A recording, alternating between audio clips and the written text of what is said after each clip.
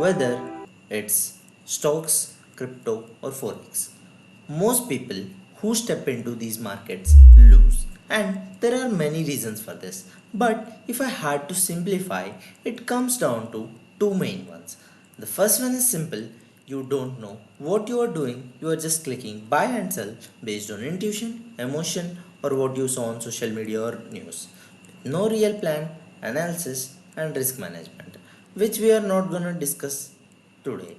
But here's the second reason, and this is the one nobody tells you, and it is built into the system itself. Markets are literally structured in such a way that ensures majority of the people will lose. And that's exactly what we are going to talk about today. According to SEBI's own report, 9 out of 10 retailers in FNO lose money. And it's not just in India.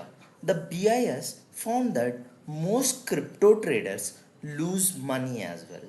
And when it comes to Forex, the US SEC has said that odds of retailer winning are worse than casino games. So now when I say that markets are designed, what exactly do I mean? There are many different participants in the markets: retail traders, institutions, hedge funds, HFTs, and market makers. There are four main points that makes this happen. The first one is data. As a retail trader, what data do you actually get? On our screens, we mostly see OHLCV data, which is open high low close volume. That's the candlestick chart you look at every day. But here's the truth: there is no such thing as OHLCV data coming directly from the exchange. What actually comes is order book data. Every single buy and sell orders at every price point, your broker just takes that raw order book and compresses it into candlesticks for you. And here's the kickers: for us retail traders, that's usually a level 1 data. Just stick with me. I'll explain what level 1 data in a bit. But let's first see how the data even reaches you. When you are trading from your phone or laptop, the data has to travel a long path. Your device sends it to the broker, then broker server, and only after that it finally reaches to you. And this whole process takes the time somewhere between 40,000 to 80,000 microseconds, depending upon the speed of internet and device. So now compare that to how institutions or HFTs receive the same data. They don't go through this long route. They use something called EMS with a direct market access, often sitting right inside the exchange with co-located servers. Their data reaches the exchange in just 20 to 30 microseconds, and they are not just getting level 1, they are looking into level 2, level 3, or even raw tick data in real time. So while your chart is still forming on the screen, they have already acted, executed, and maybe even exited the trade. That's how big the difference really is. Now let's go back to what I said earlier: level 1, 2, or 3, and tick data. What does this mean? Level 1 is simply the best bid and ask price at that point of time. That's what most of us see. And level 2 or 3, there is no much difference. It's basically in level 2 you get up to 20 to 30 stacks of data, and in level 3 you get up to 50 stacks of data. And the tick data is like you have every single order, every cancellation, and every modification in real time. Speed and execution gap. Now let's talk about speed. Imagine you just hit the buy button. What happens? Your order first goes from your phone or laptop to your broker. then to your broker server, and finally reaches the exchange. That's 3-4 steps, and every single hop adds delay. By the time your order shows up, it's already old news. Now let's flip it. Institutions, they are plugged directly into the exchange with DMA. Their orders hit the market in microseconds. HFTs can place, cancel, and replace thousands of orders while your order it's still crawling through your broker server. There is this concept of payment for order flow. It is a controversial practice where brokers sell your trading orders to market makers and HFT firms instead of sending them directly to exchanges. In return, brokers earn a fee for every trade routed this way. It's how apps like Robinhood, Squab, and others offer commission free trading. So, you can see that these players like Citadel, Jane Streets, Optiver, Millennium have an unrevealed edge over retail traders, both in terms of speed and privileged access to your trading data through these practices. This lets them adjust prices in real time and profit from tiny differences. Currently, this is illegal in India, but you understood the game, right? So remember, if something looks too good to be true in the trading world, then it probably is. This is not only the stuff. I can't possibly explain everything in one single video. The broker's business model is itself a very huge topic. And now let's talk about the another side of the industry, the so-called educators or trading gurus. Honestly, before watching this video, have you ever heard of things like levels of data, DMA, co-located servers, latency, order book, or how institutions really trade? Probably not, right? If you have heard about this, yeah, then you have learned from the right place. Because most educators skip the hard truths and make things look easier. They will teach you moving averages, RSI, MACD, and some magic strategy that apparently works everywhere. But here's the truth, strategies don't work in every conditions.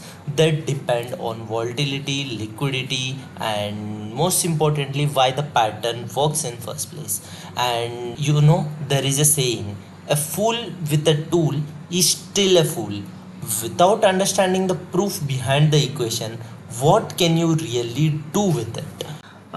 There is this concept in the market, telegram signal groups, Unlock selling daily you stock market tips, sure success short with our intraday Telegram signals. channel. But after seeing everything we have talked, latency, data access, brokers, and do you still want to pay for those signals? Yeah, it's up to you. Uh, you must have seen this flashy ads. 90% win rate strategies, join my mentorship, I'll handhold you until you succeed, etc. etc. Sounds tempting, right? But think for a second, if someone really had such a great strategy, why would they even be selling it for a few thousand rupees? If it worked, they would just quietly run it and print money. They won't do that. Do you know why? Because most educators don't really make money trading. They make money by selling you courses, subscriptions, mentorships from YouTube and sponsors. Their business is teaching, not trading. Okay, so let's dump everything we have talked about today. Retailers are losing money not just because they lack knowledge or discipline, because they are playing a different game on a slower track with incomplete information. Brokers, they are not charity workers. If they are giving you free trades, they are making money from you. And educators, most of them keep you busy with indicators, working strategies, telegram tips. Trading isn't their income, selling dreams is. If someone is losing, someone else is winning. So, who is winning and how? But let's not speak it in the air. Look at this picture from the NSE. Retail traders have lost around 27.7 thousand crore rupees, which ended up in the hands of prop trading firms like Jane Street, Citadel, HRT, and many more. Now, why do these firms consistently profit? What's their secret? Let's peek at the strategy behind the scenes. One of the most famous model used by market makers, the Avellaneda Stoikov Market Making Model.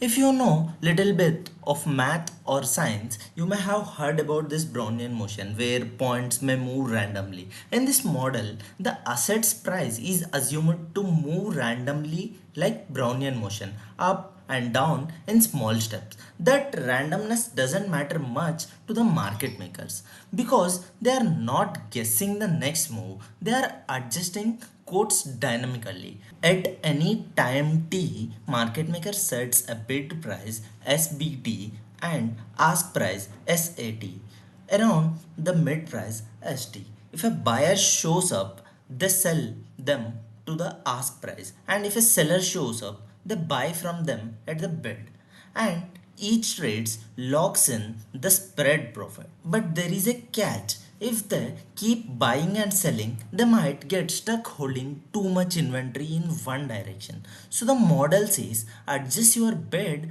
and ask depending on your inventory. For example, if you hold too much, you quote less aggressively on the side to reduce exposure. If volatility is high, you also widen the spread to protect yourself. The math formalizes this. The market maker's wealth at the end is cash plus the value of whatever inventory they hold.